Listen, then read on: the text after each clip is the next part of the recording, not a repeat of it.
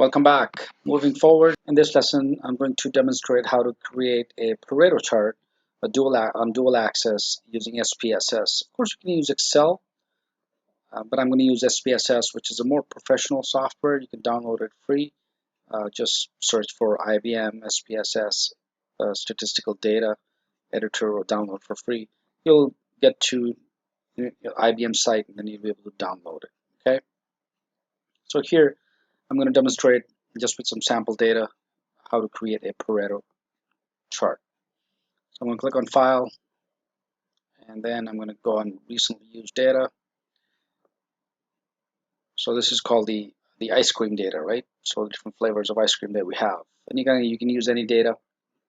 I'm going to assign you homework as well. But here I have, let's say, an ID column, then the gender, which is female. In this instance, the ice cream types, 1, 2, 3. That means there are 3 types of ice creams, the video and puzzle. If I click on the variable view, I should be able to see the actual labels, right? Or the categories or the labels, the variables for this data. So I have this ID, female, ice cream, video, and puzzle. Each of them are different types of data types. So this is nominal. The top 3 are nominal, and then you have the scaled data, which is numeric. In fact, all of these are numeric data types. Perfect. So in order to create a Pareto chart, you'd have to click on Graphs and then click on Chart Builder. This brings up the Chart Builder dialog box on the bottom. I'm just going to reset here just in case. Next, I'm going to click on Dual Axis, select the Dual Axis, and just simply drag this chart to the gallery window here. And notice it gives me the y-axis on both sides, and then of course the x-axis, which is the horizontal axis. Also brings up the element properties. If I don't want to see it, that's fine. If I want to see it again, click on element properties here. It's going to bring up the element properties dialog box. So here I have all these variables, right? Remember all these variables that we saw earlier are actually listed here. I can simply drag them wherever I want. So on my x-axis, I like to know the flavors of the ice cream, right? So I'm going to simply drag it on the x-axis. And it kind of shows me the preview with example data at this point in time. So bar 1 is now assigned as y-axis, and the statistic is mean. So what I like is simply a count at this point for bar 1, and click apply, and notice this changes to count on both sides. Next, I have the option to click on line 2, which is this particular line that's just selected, which is the line 2. And the statistic here is count. I'm going to change it to cumulative percentage, okay, because I'd like to see the cumulative percentage. The interpolation is either a straight line, step by step, jump or spline. I'm going to leave it as straight. Click apply. And notice on the right side on my dual axis window or the graph window here, it says cumulative percentage. And then on the left is count, and then of course my types of flavors. So once that's done, click OK. And SPSS is going to run the analysis and create the actual Pareto chart for me. Sometimes it just takes a few seconds to do the calculation and pop up. Okay, let's see if it did create. Oh, there we go. Perfect. So here's the output window. So first it kind of tells what the actual commands that it ran. And then if I scroll down, I should be able to see my chart. Perfect.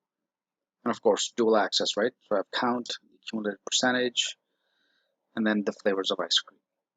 I can of course change these values. For example, if the counts, I'd like to change the scale of these, I could change the labels and so forth.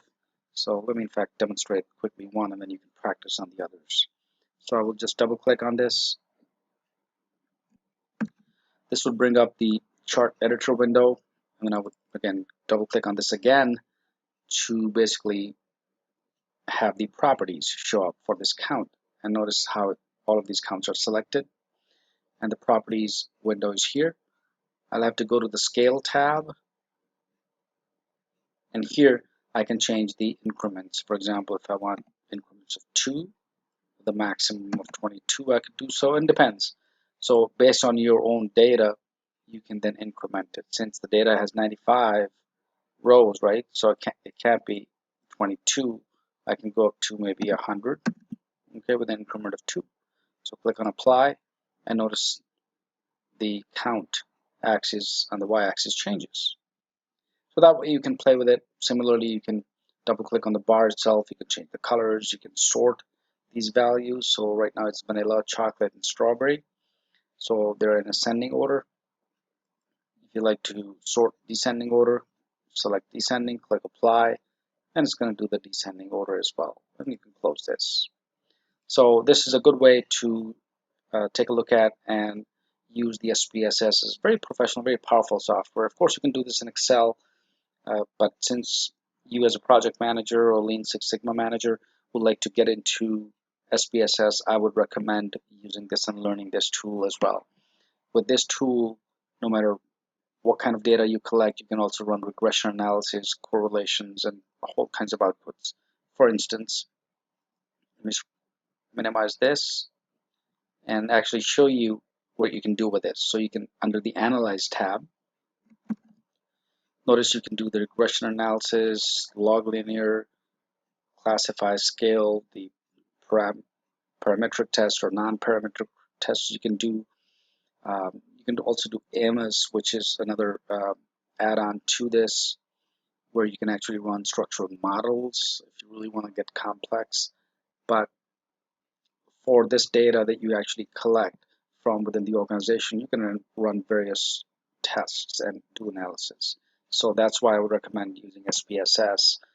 It may take some time for beginners to actually grasp what's all in here, but for now, if you can just practice with the Pareto charts, maybe some other basic charts, and based on the data that you collect.